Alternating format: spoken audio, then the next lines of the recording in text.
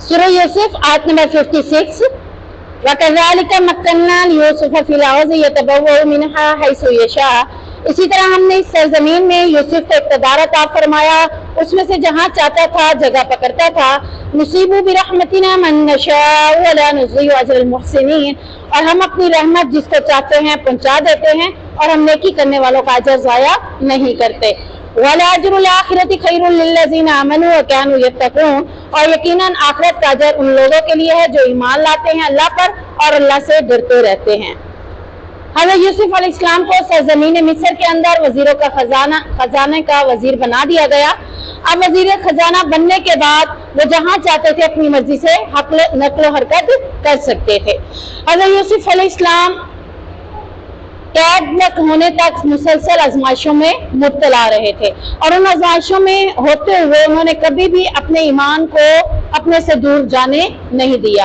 यानी जितनी सख्त आजमाइशें आई उन्होंने अपने ईमान को बचा कर रखा, और यहाँ तक कि अब कैद से निकलने के बाद अब उनके ऊपर इनामात की बारिश शुरू हो रही है। तो किस वजह से कि उन्होंने मोहसिन भी अपने आप को बनाया, उन्होंने मुखलिस भी अपने आप को बनाया, उन्होंने अपने आप को हर मामले में अपने ईमान को भी बचाने की कोशिश की। तो अल्लाह तबारक व तआला ने इनाम में उन्हें क्या दिया?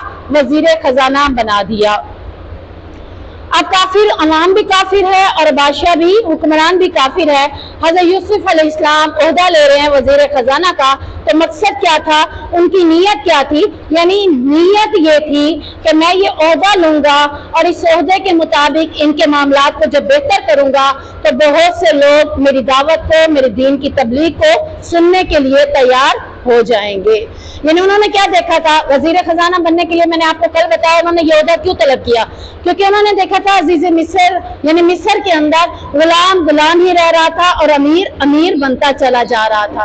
वो गुलामों को चक्की से निकालने के लिए वजीर खजाना अपने आप को मुकर्रर करवा रहे थे ताकि सही मायनों में इनकी मदद की जा सके और इनकी मदद करके इनको इन गुलामी की निजात दिलाई जा सके। तो इसी वजह से जब वो उनको निजात दिलाएंगे, जब गुलामों को गुलामी से निजात मिलेगी, फिर अगर वो उन्हें दावत दीन देंगे, दीन की तबलीग करेंगे, तो क्या वो उनकी बात मानेंगे कि नहीं मानेंगे? उन गुलामों के पास रहने की जगह नहीं है। वो गुलाम कहाँ रहते हैं? कसरे शाही में, यानी बादशाह के दरबारों में रहते थे। उनके पास कोई जमीनें, कोई जगह नहीं थी रहने के लिए। अब जब वो वजीर खजाना मुकर्रर होने के बाद वो उनका सारा मामला हक तलफी खत्म कर देंगे, उनका हक उन तक लौटाएंगे, तो उनको जमीनें भी देंगे, वो वहां पर रहेंगे, काश्त भी करेंगे, तो ऑटोमेटिकली उनके दिल में हज़रत यूसुफ की मोहब्बत बढ़ जाएगी और वो गुलामी से जब निकल जाएंगे तो फिर उनको दीन की तबलीग करना आसान हो जाएगा। जब वो दीन की तबलीग सुनकर अमल करेंगे तो ऑटोमेटिकली हज़रत यूसुफ के साथ पावर बढ़ती चली जाएगी। अभी वो क्या है? अकेले हैं। अभी क्या है? अकेले हैं दावत दीन को लेकर। देखिए, आप कभी भी अपने घर के अंदर हर्ट इस बात के ऊपर नहीं होंगे कि मैं इस दीन पर अमल करने वाली खानदान में अकेली हूं तो मैं कैसे इसको लेकर चलूंगी। हज़रत यूसुफ अलैहिस्सलाम इतने बड़े शहर के अंदर, देख लें, इतना बड़ा शहर है, उसके अंदर क्या है? अकेले हैं, घबराए नहीं। आजमाइशें आई, तकलीफें आई, ईमान के ऊपर डटे रहे, ईमान से पीछे भी नहीं हटे। आपके ऊपर भी, आपके घर में ईमान पर अमल करते हुए, दीन पर अमल करते हुए आपके ऊपर आजमाइशें भी आएंगी, आपके ऊपर मसाइब भी आएंगे। तो आपने हज़रत यूसुफ का किरदार अपने ऊपर अखज़ करना है। यानी हम यहाँ पे सिर्फ हज़रत यूसुफ का किस्सा नहीं पढ़ रहे, हम इनसे क्या ले रहे हैं? नसीहत ले रहे हैं। इनके हर काम को देखते हुए हम इनके लिए, अपने लिए इसे अखज़ कर रहे हैं कि मुझे भी इस मामले में ऐसा ही करना चाहिए। अगर मेरे ऊपर तकलीफें आएंगी तो मैंने भी उन आजमाइशों पे ईमान को अपने हाथ से नहीं निकलने देना। तो जब मैं अपने हाथों से ईमान को नहीं निकलने दूंगी तो फिर एक वक्त आएगा अल्लाह मुझे क्या देगा? इनाम में देगा। और इनामात की बारिश कैसे करेगा? सबसे पहले अल्लाह ताला कहता है, इस दुआ को देखें आप, जिस दुआ के अंदर हम पढ़ते हैं रब्बना आतिना फिद दुनिया हसना। मैंने आपको ये दुआ पहले भी बताई है ना कि हमने रुकने यमानी से लेकर हिजरे अस्वद तक इसी दुआ को ही पढ़ना होता है लाजिम, कोई और दुआ नहीं पढ़ सकते। अब इस दुआ में क्या है? वो मांग रहे हैं कि अल्लाह मुझे दुनिया में भी हंसना दे, भलाई दे। अब जब वो आजमाइशों की भट्टी से निकले तो अल्लाह ने दुनिया में भी उनको भलाई अता कर दी। वो कैसी भलाई अता कर दी कि ओहदा अता कर दिया। अब ये जरूरी नहीं है कि हर मोहसिन को दुनिया में बदले में ओहदा ही दिया जाए। یعنی ہم یہ بھی نہیں کہہ سکتے کہ جو بھی محسن بنے گا. محسن کی ڈیفینیشن میں نے آپ کو بہت دفعہ بتا دی ہے. محسن کون ہے؟ جس کا تعلق اللہ کے ساتھ جڑ جائے, جو عبادات میں اپنے آپ کو اللہ کے قریب کر لے, تو وہ محسن بن جاتا ہے. اور ایسے محسن کو اللہ تعالیٰ دنیا میں بھی اجر دیتا ہے اور آخرت میں بھی. اور دنیا میں اجر ہو سکتا ہے عہدے کی صورت میں مل جائے, دنیا میں اسے کوئی اونچا مقام عطا فرما دیا جائے, اور اگر اسے یہ عہدہ اور مقام نہیں ملتا تو اسے اس بات کے اوپر پریشان نہیں ہونا, ڈسٹرب نہیں ہونا کہ مجھے تو کوئی عہدہ نہیں ملا تو شاید میں محسن نہیں ہوں. دوسری آیت میں اللہ تعالیٰ دوسرا جواب ہمیں دے رہا ہے. اب یہاں پر ہم دیکھتے ہیں کہ کچھ لوگوں کا یہ نظریہ بھی ہے کہ جب عوام بھی کافر ہو, حکمران بھی کافر ہو, تو وہاں پر عہدہ نہیں لینا چاہیے. کیوں نہیں لینا چاہیے؟ آپ دیکھیں کہ حضرت یوسف سے ہمیں مثال مل رہی ہے. حضرت یوسف کو عہدہ کون دے رہا ہے؟ اللہ تعالیٰ ہی دے رہا ہے. اللہ تعالیٰ ہمیں یہ بطور مثال دے رہا ہے کہ اگر کافر ملک میں حکمران بھی کافر ہے, عوام بھی کافر ہے, تو ان کو بھی تو مسلمان کرنا ہے. آخر ان کو بھی تو دین کی دعوت پہنچانی ہے. عہدے کے ساتھ دین کی دعوت پہنچانا زیادہ ایزی ہے. میں نے آپ کو اگزامپل دی ہے نا کہ اگر کوئی عہدے میں محلے کا ایک امیر ہے, اسے عہدہ مل جاتا ہے اور وہ خود نمازی ہے, تو بتائیں وہ دوسروں کو کیا بنا دے گا؟ نمازی بنا دے گا. تو اگر کافر ملک میں رہتے ہوئے اسے عہدہ ملتا ہے تو آہستہ آہستہ وہ دوسروں کو بھی تو اپنے آپ مسلمان کر دے گا. اور اللہ تعالیٰ نے دین کو پھیلانے کے لیے تو دنیا میں بھیجا ہے.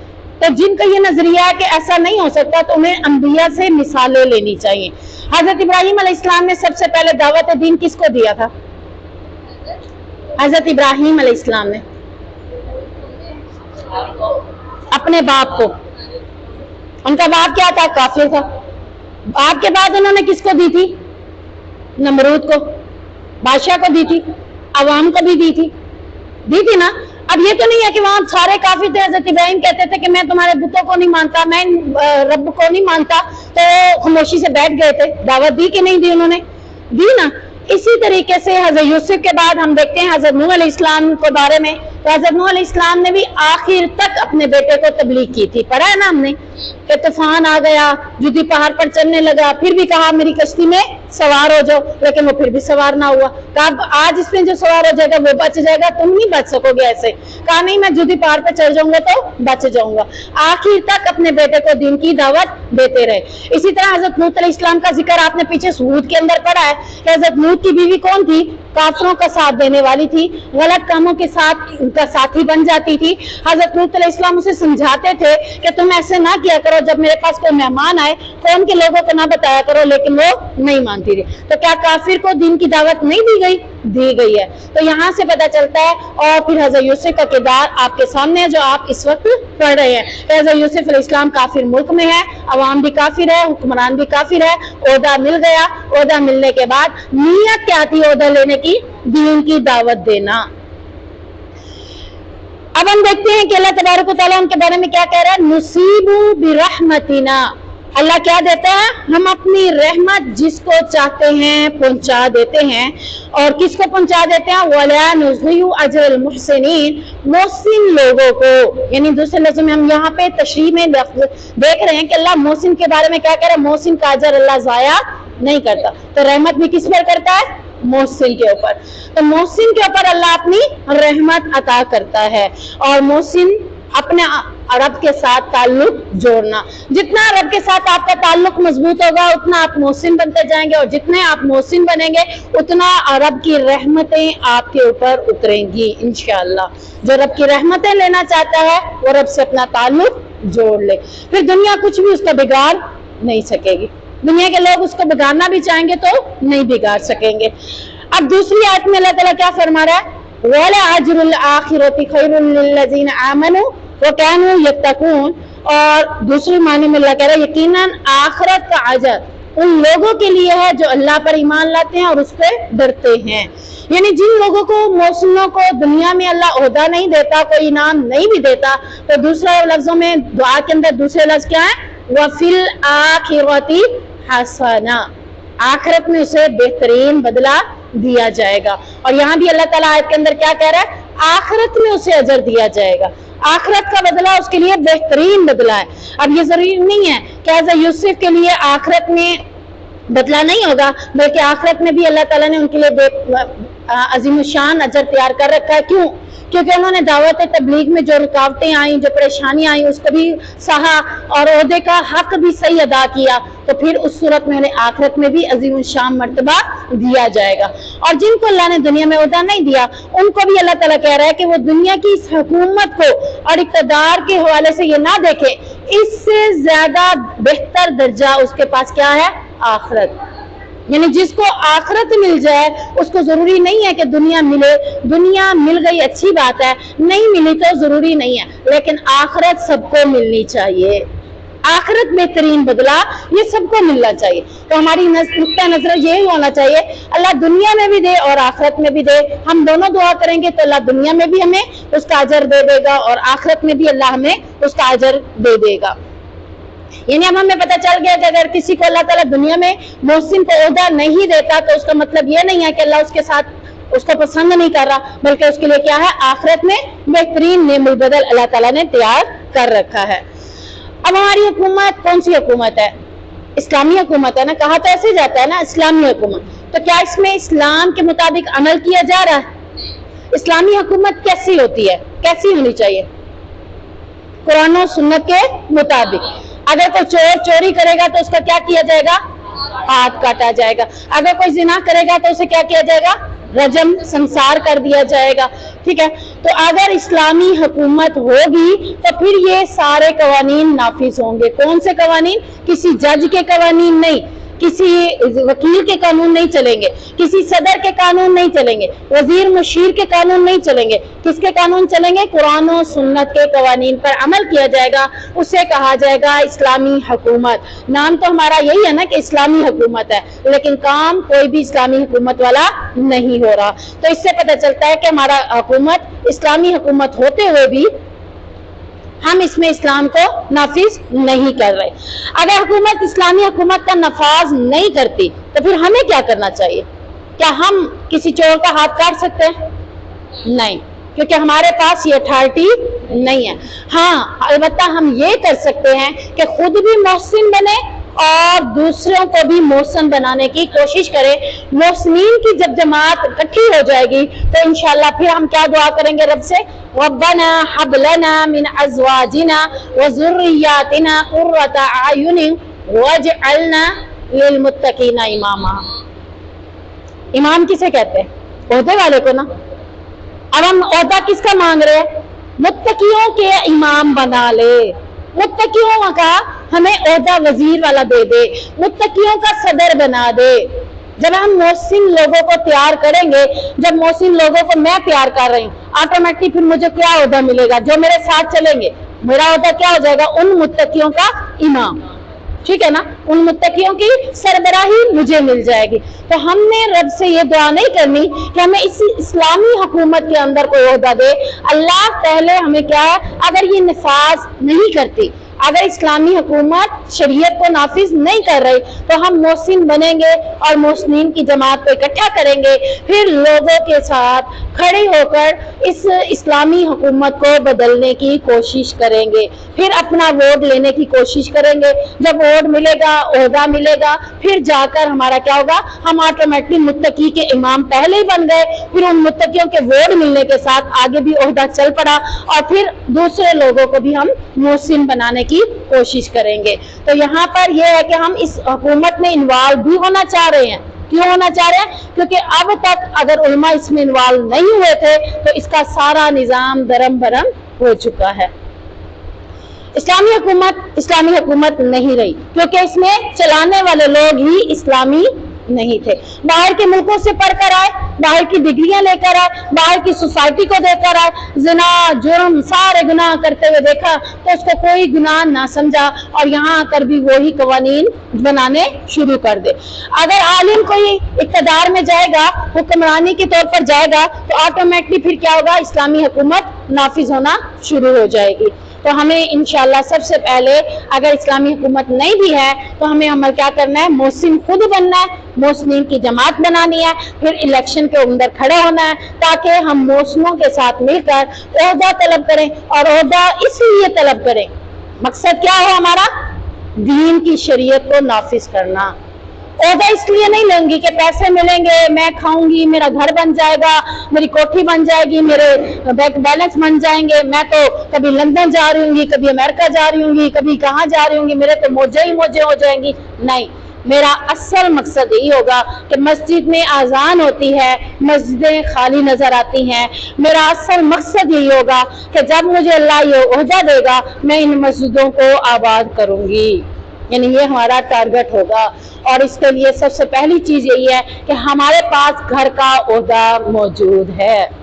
क्या है आप घर की? वजीर। घर की क्या है आप? वजीर। सूरत हुजरात में हमने ये बात पढ़ी थी कि घर में आपको जो ओहदा मिला हुआ है वो है वजीर का, आपके खान को क्या ओहदा मिला है? सदर का। और सदर इतना काम नहीं करता जितना वजीर काम करता है। तो वजीर आप घर की हैं, तो सबसे पहले आपने अपने घर के अंदर सबको मोहसिन बनाना है। और उस मोहसिन बनाने के लिए आपकी इब्तिदा सुबह की कैसे हो? कुरान और सुन्नत के मुताबिक। आपके रात को इख्तिताम कैसे हो? कुरान और सुन्नत के मुताबिक। क्या आप या आपके घर में सुबह उठते ही आंखें मसल कर, नबी की सुन्नत है ना, सुबह उठें, अपने बिस्तर पे बैठें, आंखों को मसलें, जब आंखों को मसल लें तो फिर दुआ पढ़ें, अल्हम्दुलिल्लाहिल्लज़ी अहयाना बअदा मा अमातना व इलैहि नुशूर। और अगर आपके पास मोबाइल मौजूद है और या फिर आपको जुबानी 10 आयतें याद हैं तो आप सूरह आल इमरान की 10 आयतें पढ़ें। उसके बाद आप वॉशरूम में जाएं, वॉशरूम जाने की दुआ पढ़ें, वॉशरूम से वापस आएं उसकी दुआ पढ़ें, फिर आप वुजू करें, वुजू करके दुआ, वुजू से पहले बिस्मिल्लाह पढ़ें, वुजू करके वुजू की दुआएं पढ़ें। तो इंशाअल्लाह अज़ीज़ हमारा आगाज घर के अंदर ही कुरान और सुन्नत के मुताबिक हो रहा है। तो अभी मेरे पास ओहदा क्या है? घर का। और मैंने अपने घर को क्या बनाना है? कुरान और सुन्नत का गहवारा बनाना है। तो ये जो 2-3 सुन्नतें बताई हैं ये खुद भी अमल करें और दूसरे भी। जी तो कोशिश ये करें कि ये 3-4 काम तो भी आप अपने घर के अंदर स्टार्ट करें। या आपने अपने घर के अंदर इब्तिदा अपने साथ, अपने बच्चों के साथ ऐसे करनी है। तो आपने खुद दुआ पढ़नी है, आंखें मसलनी है, दुआ पढ़नी है, सूरत आल इमरान की 10 आयतें मोबाइल मौजूद है, मोबाइल के पर पढ़ लें। नहीं है, कोशिश करें एक आयत भी रोज याद करें तो 10 दिन में 10 आयतें आसानी से याद हो सकती हैं। और फिर डेली से रूटीन बनाएं, फिर वॉशरूम में जाना है। अगर आप ऐसे उठ के फौरन वॉशरूम जाएंगे तो आपको हार्ट अटैक भी हो सकता है साइंसी रूप से। देखें, कुरान और सुन्नत पर अमल करने में हमारे लिए ही फायदा है कि जब तक हम 10 आयतें पढ़ेंगे तो क्या हो जाएंगे? हमारे अज़ा अपने रनिंग में आ जाएंगे। सोए हुए क्या हो जाते हैं? सुस्त।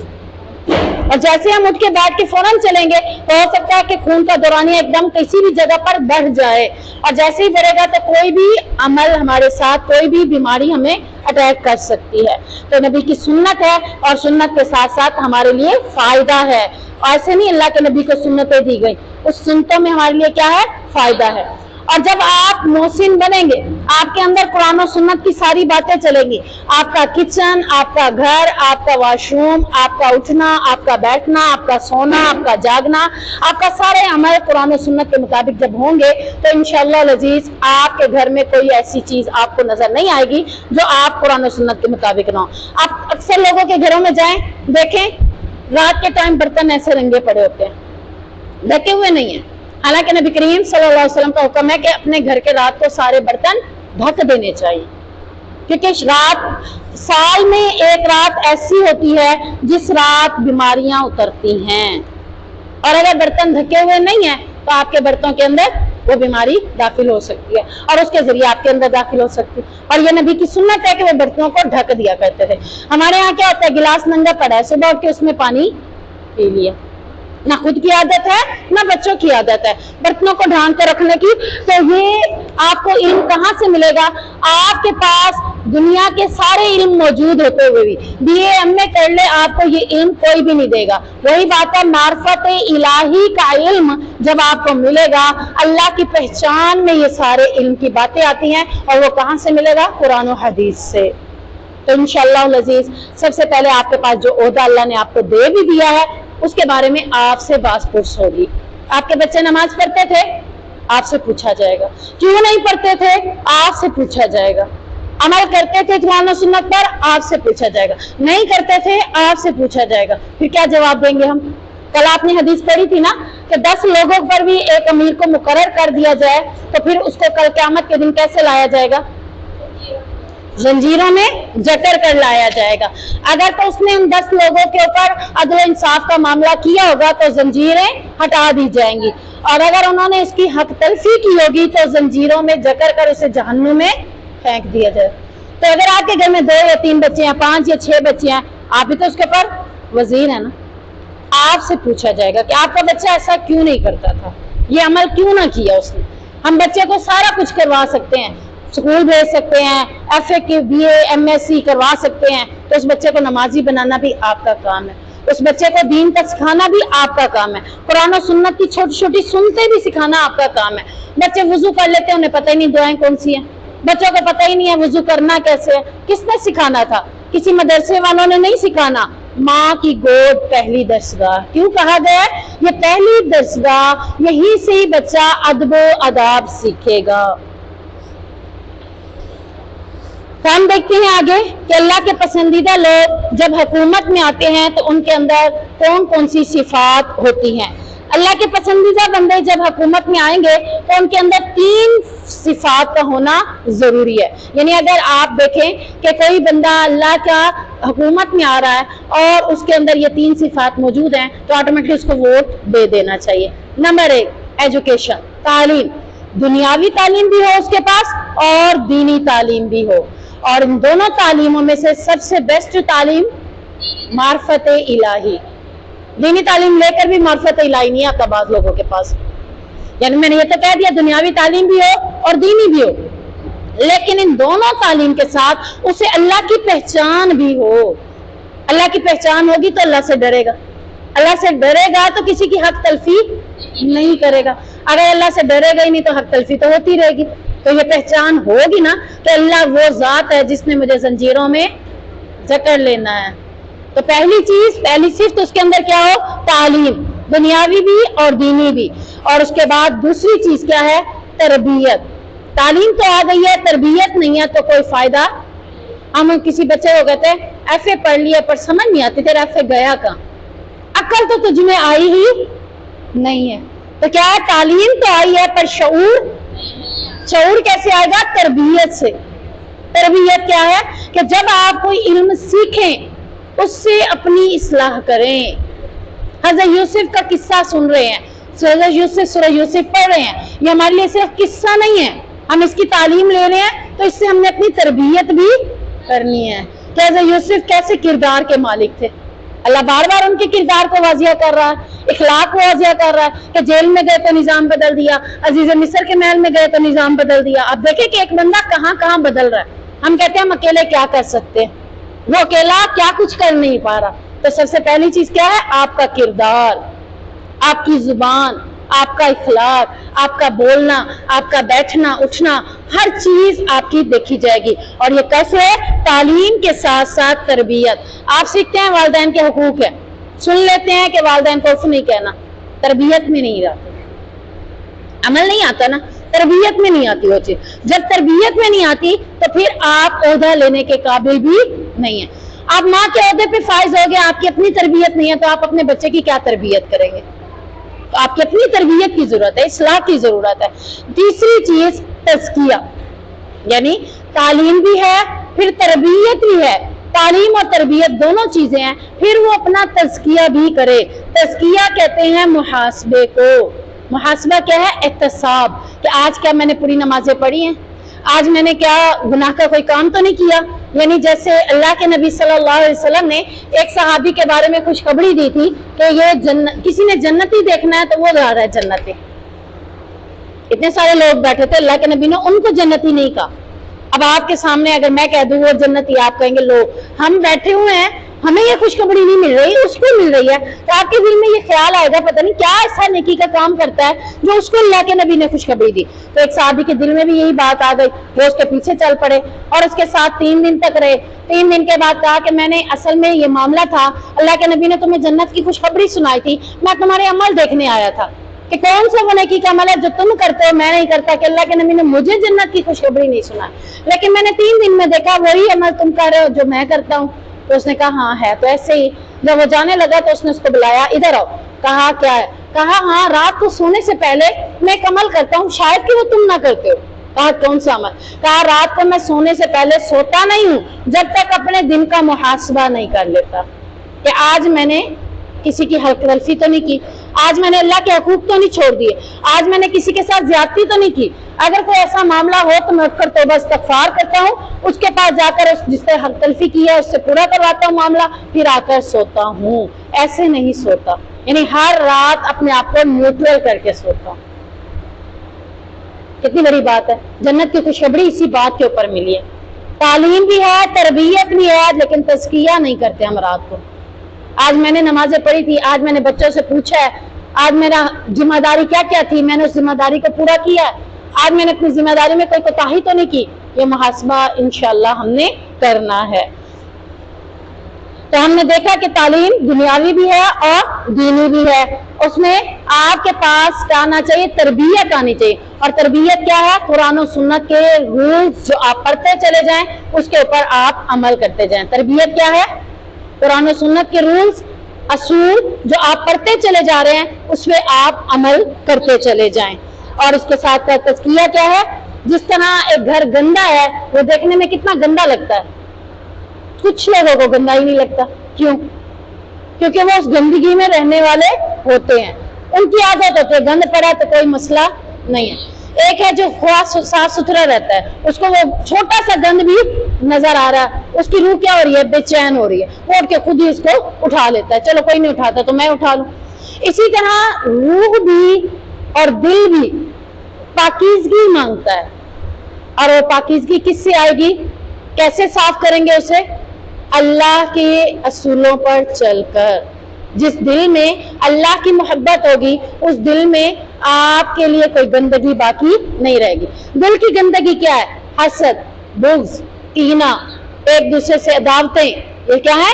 دل کی گندگی ہے، روح کی ناپاکی ہے، یعنی ہمارے روح کو بھی ناپاک کرتی ہیں، ہمارے دل کو بھی ناپاک کر دیتی ہیں۔ ان کی صفائی ہمارے لیے ضروری ہے، اور ان کی صفائی کیا سے ہو سکتی ہے؟ آپ دیکھیں کہ آپ اس سورت کو پڑھنے سے پہلے گھر میں تھے، آپ کی کیفیت کیا تھی، اور آپ اس قرآن کو پڑھنے کے بعد، سورت ہی نہیں چلے قرآن کی کوئی آیت میں جب آپ سیکھتے ہیں آپ کی طبیعت میں چینجنگ آ جاتی ہے، آٹومیٹلی آپ کا دل تھوڑا سا چینج ہو جاتا ہے، وہ صاف ہونا شروع ہو جاتا ہے۔ تو یہی تزکیہ ہے جو آپ نے اپنے دل کا بھی کرنا ہے اور اپنی روح کا بھی کرنا ہے، اپنے گھر والوں کا بھی انشاءاللہ کرنا ہے، تو اس کے مطابق ہم نے اپنی زندگی بسر کرنی ہے۔ وَجَاءَ إِخْوَةُ يُوسُفَ فَدَخَلُوا عَلَيْهِ فَعَرَفَهُمْ وَهُمْ لَهُ مُنْكِرُونَ، اور یوسف کے بھائی آئے پھر اس کے پاس داخل ہوئے تو اس نے انہیں پہچان لیا اور وہ اسے نہ پہچاننے والے تھے، یعنی 7 سال خوشحالی کے سکپ ہو گئے۔ ان 7 سالوں میں حضرت یوسف نے ساری بھاگ دوڑ کی، خوشحالی کے دن میں اس نے سارا معاملہ طے کرنا تھا نا کہ کیسے خوشے میں گندم کو رکھنا ہے اور اس گندم کو سیو کیسے کرنا ہے۔ اب ساری گندم اگر مکس ہو جائے تو وہ بھی خراب ہونے کا خدشہ ہے۔ انہوں نے گودام بنائے کس طریقے سے؟ پہلے سال کی گندم کو پہلے سال کے گودام میں ڈالا، دوسرے سال کی گندم کو دوسرا گودام بنایا اس میں ڈالا، تیسرے سال کی گندم کو تیسرے گودام میں، تاکہ جب 7 سال کے بعد میں شروع کروں تو پہلے سال سے شروع کروں، تاکہ زیادہ ٹائم تک پڑے رہنے سے پھر گندم بھی نقصان ہو سکتا تھا۔ اب خوشوں کے اندر کب تک فریج، دیکھیں آپ فریج میں کب تک فریج کر سکتے ہیں چیز، ہے نا، کچھ ٹائم تک کر سکتے ہیں، تو اس میں بھی کچھ حکمت تھی، تو انہوں نے اس لیے 7 گودام بنائے اور 7 گوداموں میں 7 سال کی گندم کو سیو کیا، اور انہوں نے اپنے مشیروں اپنے وزیروں کے ساتھ جن کے ساتھ بھاگ دوڑ سنبھالی ہوئی تھی اس بھاگ دوڑ سنبھالنے والوں کو بھی کہہ دیا کہ پہلے سال ہم نے پہلا گودام ہی کھولنا ہے، اور جب ہم نے کوشوں سے گندم نکالنی ہے تو کوشے بھی ضائع نہیں کرنے۔ وہ کن کے کام آئیں گے؟ جانوروں کے۔ حکمت عملی دیکھیں، کوشے کے اندر گندم رہ گئی وہ بھی سیو رہ گئی، اور جانور بھی بھوکے نہیں رہیں گے، یعنی وہ کوشوں کے ساتھ ہی گندم دیتے تھے تاکہ لوگ جانوروں کے اوپر نقل و حرکت کرتے تھے تو ان کے جانور بھی چارہ استعمال کر لے۔ اب پہلے سال کے لیے پہلی گندم، اب یہ سارے کام کرنا ایک بندے کے بس کی بات نہیں ہے، لیکن انہوں نے جتنے بندے بھی اپنے ساتھ لگائے اس کے باوجود وہ ہر کام کو خود دیکھا کرتے تھے۔ حضرت یوسف میں کون کون سی صفات تھی؟ یعنی عہدہ لینے کے بعد، حکمران بننے کے بعد بھی ان کے اندر کون کون سی صفات تھی؟ سب سے پہلی صفت ان کے اندر یہ تھی کہ وہ خود بھاگ دوڑ کرتے تھے۔ یعنی آپ کہہ لیں کہ سسٹم ڈیولپ، اس لفظ کو، تو اس سسٹم ڈیولپ میں 3 چیزیں آتی ہیں۔ نمبر 1 لیڈنگ پوزیشن، یعنی لیڈنگ پوزیشن میں یہ ہوتا ہے کہ ایک لیڈر ہوتا ہے، پیچھے ساری عوام ہوتی ہے، لیڈر ساری عوام کو گائیڈ کر لیتا ہے، پھر خود گھر میں بیٹھ جاتا ہے، آتا ہے آگے دیکھنے کے لیے کہ عوام نے کام کیا ہے کہ نہیں کیا؟ کبھی آتے ہیں دیکھنے کے لیے؟ نہیں، اسی لیے سارے معاملے خراب ہوتے ہیں۔ لیڈر کا کام کیا ہوتا ہے؟ آپ صلی اللہ علیہ وسلم کے کردار سے ہم دیکھتے ہیں، آپ صلی اللہ علیہ وسلم نے جب گندک کا کھودنے کا حکم دیا، آپ صلی اللہ علیہ وسلم آرام سے بیٹھ گئے تھے؟ خود شرکت کی تھی، خود کھودے تھے، یہاں تک کہ صحابہ کے پیٹ پر ایک پتھر تھا تو آپ صلی اللہ علیہ وسلم کے پیٹ پر۔ لیڈر کی پوزیشن یہ ہوتی ہے، عوام بھوکی ہے ایک ٹائم کے لیے تو لیڈر کو 2 ٹائم کا بھوکا ہونا چاہیے۔ یہاں کیا ہے، لیڈر کے میز پر 100 کھانے پڑے ہیں، جتنے کھائے ہیں باقی ضائع ہو گیا، کوئی مسئلہ۔ اس لیے تو معیشت، معاملات، حکمرانی سب کچھ خراب ہو گیا۔ اب یہاں پر حضرت یوسف میں سب سے پہلی کوالٹی کیا تھی کہ لیڈنگ پوزیشن میں بھی ہوتے ہوئے بھی وہ ایک ایک کام کو خود جا کر دیکھا کرتے تھے کہ کام صحیح ہو رہا ہے یا نہیں ہو رہا ہے تو نہیں ہو رہا تو اس کو کیسے صحیح کروانا ہے۔ ایک ایک، یعنی گودام بنانے کا حکم دیا، اب یہ نہیں ہے کہ خود نہیں دیکھنے آئے کہ گودام بنے کہ نہیں بنے، ہو سکتا ہے نہ بنتے، لیکن وہ خود آ کر چیک کرتے، بتاتے ایسے ایسے کرنا ہے، یوں کرنا ہے۔ یہ بھی نہیں، پھر گوشے اکٹھے ہو رہے ہیں تو وہ بھی دیکھا کرتے، ہر کام کی بھاگ دوڑ میں وہ خود آ کر اپنے آنکھوں سے دیکھا کرتے تھے، بھاگ دوڑ کر کے آیا کرتے تھے۔ دوسری چیز اس میں ہوتی ہے مانیٹرنگ پاور، جیسے ہم کہتے ہیں نا کیمرے کی آنکھ، ہم جو لگا دیتے ہیں نا مال میں کیمرے کی آنکھ، اب کیا ہے کہ کمپیوٹر کے آگے ایک بندہ بٹھا دو بس وہ دیکھ لے گا، نہیں، وہ کمپیوٹر خود تھے، ہر جگہ خود جا کر دیکھا کرتے تھے کہ کہاں کسی کے اندر سستی ہو رہی ہے، کون کوئی کام نہیں کر رہا۔ اور آپ کو پتا ہے کہ ان کاموں کے لیے انہیں سب سے پہلے مخلص ساتھیوں کی ضرورت تھی، اور وہ مخلص ساتھی کون تھے؟ قید کے ساتھی تھے، قید سے رہا پانے والے ساتھی، وہ ان کے مخلص ساتھی تھے جن کی وہ تربیت قید کے دوران کر چکے تھے۔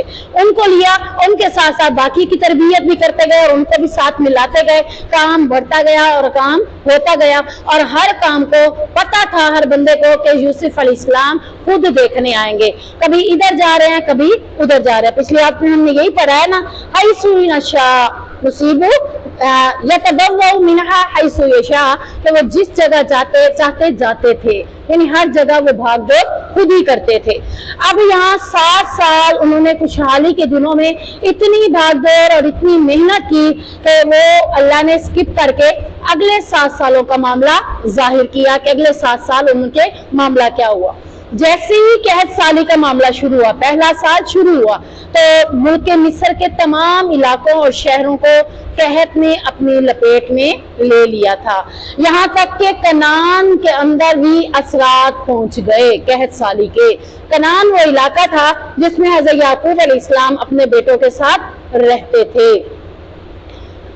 تو یہ شام اور فلسطین کے علاقے ہی ہیں، انبیاء زیادہ تر فلسطین کے علاقوں میں ہی مبعوث ہوئے ہیں، اس لیے فلسطین کو انبیاء کی سرزمین بھی کہا جاتا ہے۔ کافر وہ لینے کی کوشش کرتا ہے، فلسطینی نہیں دیتے، تو وجہ کیا ہے؟ ہم اپنے انبیاء کی سرزمین کیوں دیں؟ جہاں پر انبیاء مبعوث ہوئے ہم وہ کیوں دیں؟ جس مسجد کے اندر نبی کو امام الانبیاء کا لقب مل گیا، وہ مسجد ہم کافروں کو کیوں دیں؟ تو یہاں پر یہ دیکھیں کہ کنعان تک بھی معاملات پہنچ گئے، یعقوب علیہ السلام بھی اپنے سارے اہل کے ساتھ ادھر قیام پذیر تھے، قحط سالی ان کے اوپر متاثر کرنے لگی، سنتے سنتے بات پھیلتے پھیلتے بہت دور تک پھیلی۔ حضرت یوسف کے بارے میں بتا رہی تھی کہ وہ حکمران بنے تو صفات ان میں کون کون سی تھی؟ نمبر 1 لیڈنگ پوزیشن میں تھے، نمبر 2 مانیٹرنگ ریڈنگ بھی خود کرتے تھے، نمبر 3 پر پرسن ڈسٹریبیوشن الاؤ کیا تھا، یعنی ٹوکن جیسے ہم کہتے ہیں کہ جس کے پاس ٹوکن ہوگا تو وہی لے جائے گا۔ اب پرسن آتا تھا اپنے بارے میں بتاتا تھا، اسی کو گندم ملتی تھی۔ اب یہ نہیں تھا کہ جو مر گیا اس کا بھی شناختی کارڈ اٹھا کر آ جاؤ تو آپ کو راشن مل جائے گا، نہیں، پر پرسن، ہر شخص خود آئے گا اور خود لے گا. کوئی یہ نہیں کہہ سکے گا جیسے ہم کہتے تھے بچپن میں ہماری بہن کا بھی حصہ دے دو، ہمارے امی ابو کا بھی حصہ دے دو. پر پرسن، الاوتا پر پرسن، جو آئے گا وہی لے گا، جو نہیں آئے گا اسے نہیں ملے گی.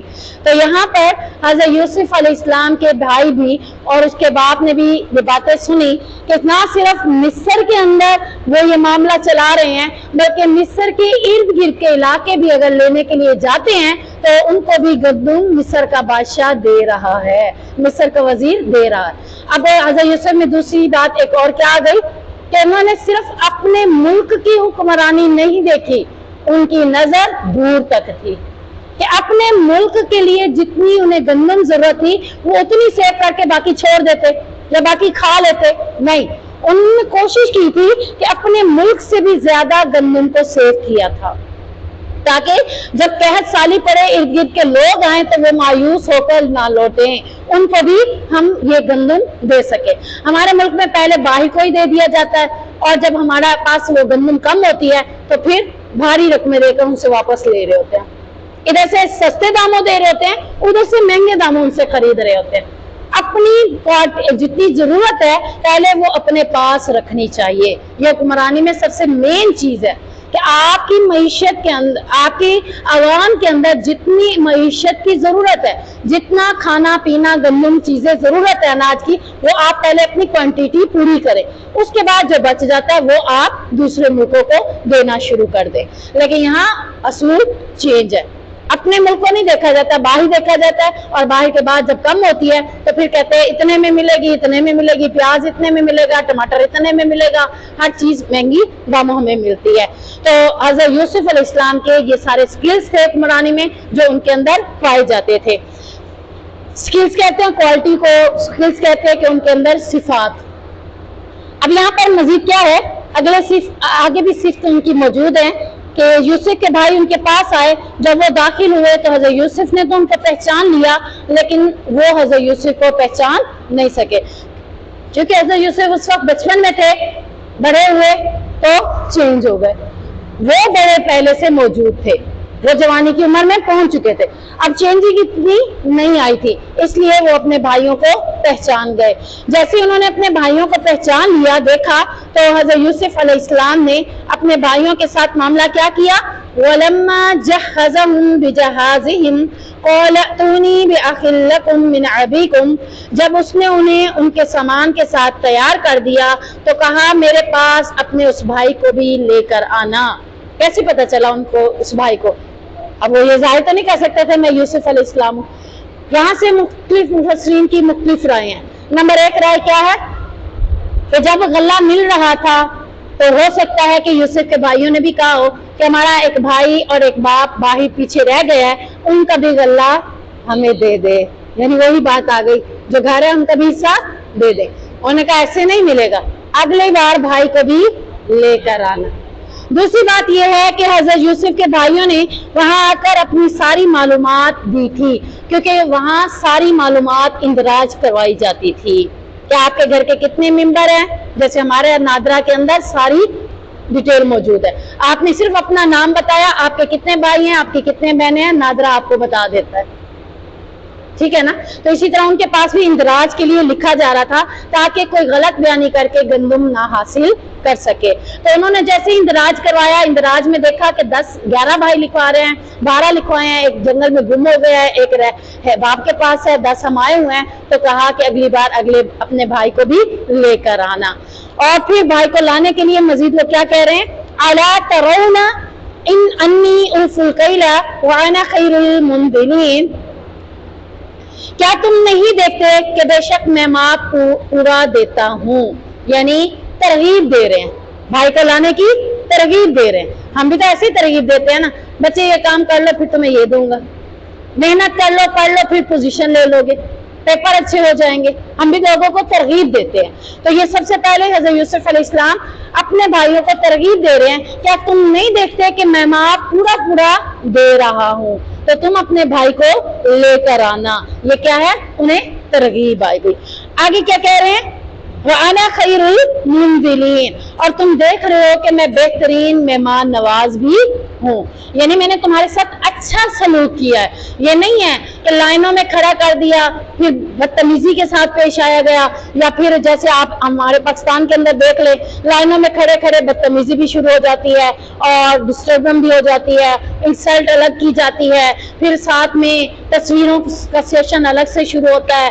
खिदमत खल्क तो हो रही होती है, लेकिन साथ में असल क्या होता है, तस्वीरें, नमूद नुमाइश, इंसल्ट करके फिर उनको खाना चीजें कैसे दी जाती है, फेंक कर दे दी जाती है, पकड़ो उठाओ, ये तुम्हारा, ये तुम्हारा, ये तुम्हारा। नहीं, अदबो अदाब से सारी चीजें दी जा रही थी, लाइन के साथ, तरतीब के साथ, सबकी इंसल्ट नहीं की जा रही थी। ये मेहमान नवाजी थी कि मैं, तुम देख रहे हो कि अच्छा मेहमान नवाज हूँ, जो दूर से आता है उनकी कदर करता हूँ, उनको अच्छे तरीके से पेश भी आता हूँ, उनके लिए अगर वो दूर से आया तो खाने पीने का इंतजाम भी करते थे, ताकि ये जब जान से जाएं तो भूखे प्यासे ना जाएं। अब ये भी एक किस्म की उन्हें तरगीब दे रहे हैं तो देखो मैं मेहमान नवाज हूँ। अब एक स्किल भी है, हुक्मरानी में वो क्या थे, मेहमान नवाज भी थे। हमारे ओहदों में अगर किसी वजीर के बारे में पता चल जाए है तो उससे मिलना चाहे मिलने देंगे, मेहमान नवाजी तो दूर की बात है। तो हुक्मरानों के अंदर क्या हो स्किल्स, मेहमान नवाज भी हो, अवाम की पहुंच हुक्मरानों तक होनी चाहिए।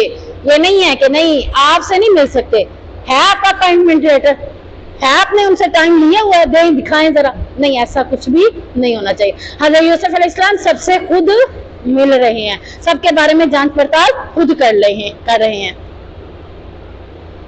अब तरगीब देने के बाद क्या कर रहे हैं, अगली आयत में तरहीब कर रहे हैं। तरहीब कहते हैं डांटना को, डराना को। डराना किस चीज का है, फ़इन लम तअतूनी, फिर अगर तुम उससे मेरे पास ना लाए। पहले तरगीब दी, ले आओ, मैं मापतोल भी अच्छा देता हूँ, मैं मेहमान नवाज भी हूँ। अब उन्हें ये भी दौर था कि पता नहीं ना लेके आए किसी तरीके से, वो अपने भाई से मिलना चाह रहे थे, बेचैन थे, तो उन्हें यह था कि शायद कि ये ना ले आए, तो तरहीब भी साथ दे रहे हैं। तरहीब क्या दे रहे हैं कि अगर तुम ना ले आए, यानी अब डांट रहे हैं, किस्म की सख्ती से पेश आ रहे हैं, तो मैं क्या करूंगा, फला क़ील लकुम इंदी वला तक़रबून, तो तुम्हारे लिए मेरे पास ना कोई माप होगा और ना तुम मेरे करीब आना, यानी मैं तुम्हें भी गला नहीं दूँ। 7 साल पढ़े हैं, 7 साल तक गला तुम्हें नहीं मिलेगा, फिर मेरे करीब भी ना आना। अब ये डांट दपट भी साथ में क्यों है, ताकि अगर वो तरगीबन, पता था कि बाप नहीं भेजेगा, बाप एक मामले में ये मामला देख चुका है, अब अगर इन्हें तरहीब नहीं दूंगा तो हो सकता है ये भी ढीले पड़ जाए, उसे ना ले आए। अब तरहीब दूंगा तो फिर ये लेकर आएंगे, मजबूर हो जाएंगे, यानी मजबूर कर देना। तरगीब भी दे दी, तरहीब भी दे दी, दोनों मामले कर दिए। आगे क्या है, हज़रत यूसुफ अलैहिस्सलाम ने तरगीब देने के बाद, तरहीब देने के बाद तीसरी चीज क्या की, तीसरी चीज के बारे में आता है। उससे पहले हज़रत यूसुफ के भाइयों का जवाब है, क़ालू सनुराविदु अन्हु अबाहु व इन्ना लफ़ाइलून, उन्होंने कहा हम इसके बात को, उसके बारे में जरूर आमादा करेंगे, बेशक हम जरूर करने वाले हैं। यानी अब हज़रत यूसुफ अलैहिस्सलाम से एक किस्म का ये बात करके जा रहे हैं कि तुम हमें तरगीब भी दे रहे हो, तरहीब भी दे रहे हो, तो हम अपनी तरफ से पूरी कोशिश करेंगे उसके बात को मनाने की, हम जरूर ऐसा कर भी लेंगे। वक़ाल लिफ़ित्यानिही जअलू बिज़आतहुम फ़ी रिहालिहिम लअल्लहुम यारिफ़ूनहा इज़ा इंक़लबू इला अहलिहिम लअल्लहुम यरजिऊन, और उसने अपने जवानों से कहा इनका माल इनके कजावों में रख दो।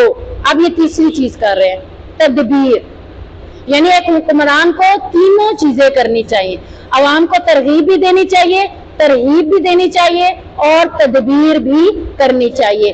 तदबीर क्या कर रहे हैं, तदबीर ये कर रहे हैं कि जो रकम उन्होंने गल्ले के लिए अदा की थी, वो रकम उन्होंने हुक्म दिया कि उनके सामान के अंदर दोबारा रख दो। अब ये क्या है, तदबीर किसे कहते हैं, हिकमत अमली। अब जब उनकी हिकमत अमली क्या थी, तो जब घर जाएंगे बाप को तरगीब देंगे, बाप अगर नहीं भी मानेगा तो फिर जब ये माल खोलेंगे गल्ले के अंदर से अपनी रकम पाएंगे तो फिर मजीद बाप को तरगीब देंगे, देखो उसने हमारा माल भी वापस कर दिया, हमें गल्ला भी दे दिया। अब ये जब जाएगा तो बिन्यामीन भी अपना गल्ला भी ले आएगा, तो बहुत से इनामात हमें मिल रहे हैं, तो आप हमें भेजिए। तो ये एक हिकमत अमली थी जो उन्होंने अपनाई।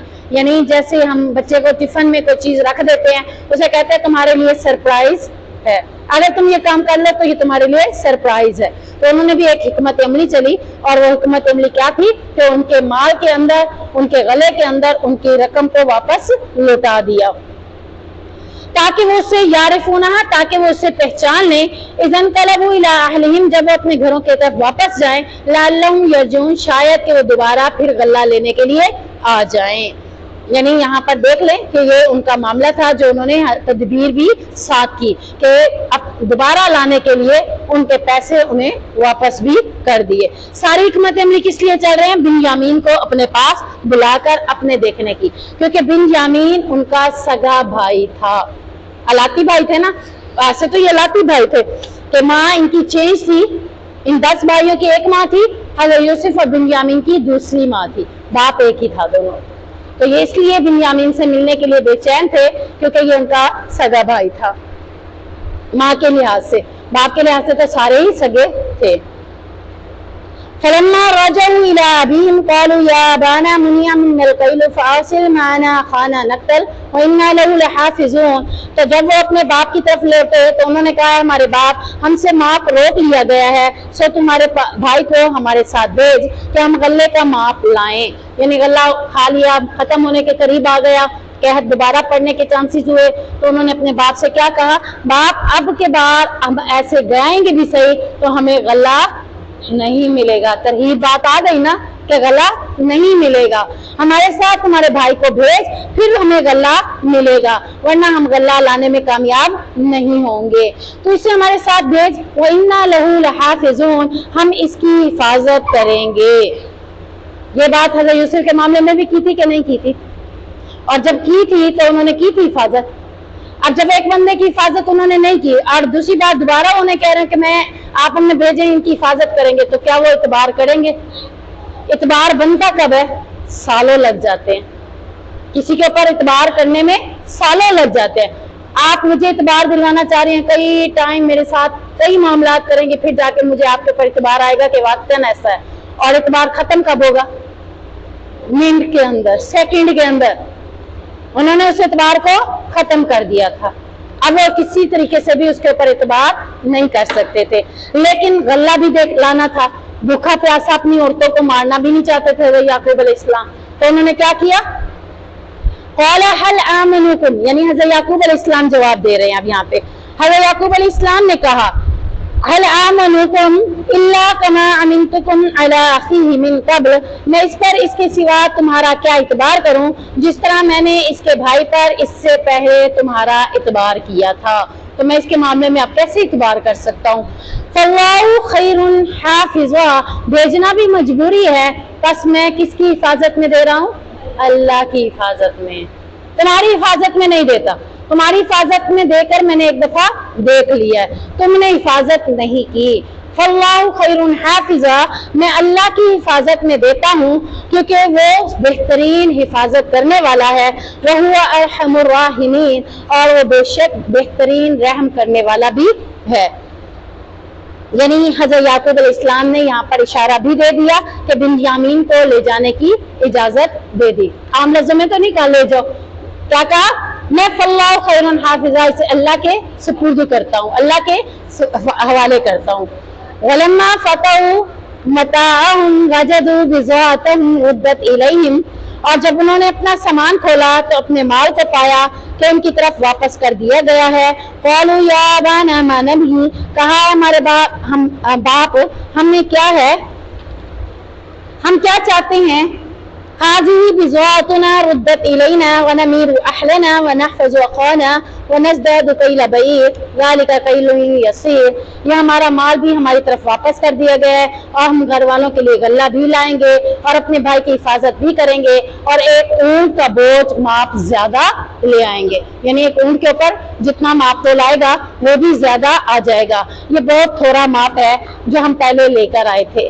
अब ये सारे किस्म की तसल्लियां दे रहे थे, लेकिन उसके बावजूद भी हज़रत याकूब ने उनके ऊपर यकीन ना किया, उनकी हिफाजत में ना दिया, बल्कि अल्लाह की हिफाजत में बिन्यामीन को उनके साथ रवाना कर दिया। तो अब हम देखते हैं इन सारी बातों में एक चीज हमें मिलती है, वो क्या है? कामयाब हुक्मरान बनने के राज क्या क्या हैं। यानी अगर कोई कामयाब हुक्मरान बनना चाहता है, सीट ले लेता है, अपोजिशन में आ जाता है, तो वो कामयाब कैसे रहेगा? 5 साल के लिए जरूरी नहीं है कि वो 5 साल के लिए ही बने, हो सकता है कि अगले 5 साल भी उसी को बैठना पड़ जाए। तो उसके लिए सबसे पहले उसे क्या करना होगा? सबसे पहले उसे अवाम का ख्याल रखना होगा। अगर वो आवाम का ख्याल रखेगा तो ऑटोमेटिकली 5 साल भी वो सही तरीके से हुकूमत करेगा और अगले 5 साल भी 10 साल भी मजीद उसे हुकूमत मिल सकती है। और दूसरी चीज क्या है? वो तमाम कामों की तदबीर करे, जैसे यूसुफ अलैहिस्सलाम ने तदबीर करके दिखाई। क्या सालों में उन्हें भूखा नहीं रखा अपनी आवाम को? तदबीर पहले ही कर ली, प्लानिंग पहले ही कर ली। उसे भी चाहिए कि वो अपने तमाम मामलात की प्लानिंग करे, सब जगह से पता करे गंदम कितनी है, पूरे पाकिस्तान में कितनी गंदम होती है और कितनी इस्तेमाल होगी, उसकी तदबीर करे, उसके लिए प्लानिंग करे और फिर उसके बाद खिदमत का रवैया भी रखे। नोट करे कितने बेवा हैं, कितने यतीम हैं, कितने मस्कीन हैं, उनके घरों में गंदम कैसे जाएगी? बगैर मुआवजे के जाएगी। ये कामयाब हुक्मरान की निशानी है कि बगैर मुआवजे की लाइन नहीं लगवाना, उन्हें उनकी इज्जत का भी ख्याल रखना है। इज्जत का ख्याल रखते हुए क्या करना है? उनके घरों के अंदर पहुंचानी है। और फिर चौथी चीज क्या है? मेहमान नवाज हो। अगर कभी उसे मेहमान नवाजी का हक मिल जाए तो लोगों की मेहमान नवाजी अच्छे अंदाज में करने वाला हो, लोगों के साथ एहसान करे, एहसान करके जितलाने वाला ना हो, और खुद मुलाकात करे सबसे, खुद सबके मामलात देखे, खुद सबके बारे में पूछे कि बेवा को मैंने गंदम भिजवाई थी, जाकर उसके घर में खुद देखे कि उसको पहुंची है कि नहीं पहुंची। सिर्फ बाहर के दौरे नहीं करने, अपने मुल्क का दौरा करना, अपने इलाके का दौरा करना है। हजरत उमर फारूक की तरह मिल रही है ना निशानियां, में मुख्तलिफ अदवार से निशानियां मिल रही हैं। तो वो रातों को गश्त करते थे और सबकी खबर गिरी करते थे। तो ये काम उनकी जिम्मेदारी है, उन्होंने करना है। और अगर वो कामयाब नहीं बनते, नाकाम बनते हैं, तो उनकी नाकामी के लिए क्या क्या काम वो करते हैं? तकब्बुर सबसे पहले उसमें होगा, वो किसी को कुछ समझेगा नहीं। चलो चलो इनको दूर करो, ये गरीब कहाँ मेरे लाइनों में खड़े हो गए। तो ये नाकाम हुक्मरान हो सकता है, कामयाब हुक्मरान नहीं हो सकता। हुक्मरान की आवाम तक अप्रोच होनी चाहिए, लेकिन यहाँ क्या है? नाकाम हुक्मरान है, आवाम की अप्रोच हुक्मरान तक नहीं पहुंच रही। बाहर निकलता है 10-10, 15-15 गाड़ियां उसके आगे पीछे हैं, कोई उस तक पहुंचना भी चाहता है तो किसी को पहुंचने नहीं दिया जा रहा। एहसान जितलाने वाला होता है, यानी कभी कर भी दे तो नेकी, तो लोगों को क्या करता है? मैंने फलां टाइम तुम्हारे साथ ऐसे किया, लोगों को नेकी करके एहसान जितलाने वाला होता है। मेहमान नवाजी की बजाय इंसल्ट करके लोगों को खिदमत का कोई काम करता भी है तो इंसल्ट करके उनको बुरे तरीके से कोई चीज उनके हाथों तक पहुंचाता है। तो ये किसी भी नाकाम हुक्मरान के मामलात हो सकते हैं, कामयाब हुक्मरान के नहीं हो सकते। तो अगर आप भी कामयाबी चाहते हैं, घर के अंदर मियाना रवि चाहते हैं, तो सब बच्चों के साथ एक जैसा रवैया रखेंगे। अगर आपने किसी बच्चे के साथ ज्यादा किया, किसी को कम टाइम दिया, किसी का मामला ये किया, किसी का वो किया, तो फिर क्या हो सकता है? आप भी सही वजीर नहीं हैं। तो अल्लाह ताला हम सबको अपने घर की जिम्मेदारी अदा करने की तौफीक दे, और फिर जो बाकी जिम्मेदारी कंधों पर आ जाए, अल्लाह उसका भी बोझ हक अदा करने की तौफीक अता फरमाए। सुब्हानक अल्लाहुम्मा व बिहम्दिका अशहदु अल्ला इलाहा इल्ला अंता अस्तगफिरुका व अतूबु इलैक।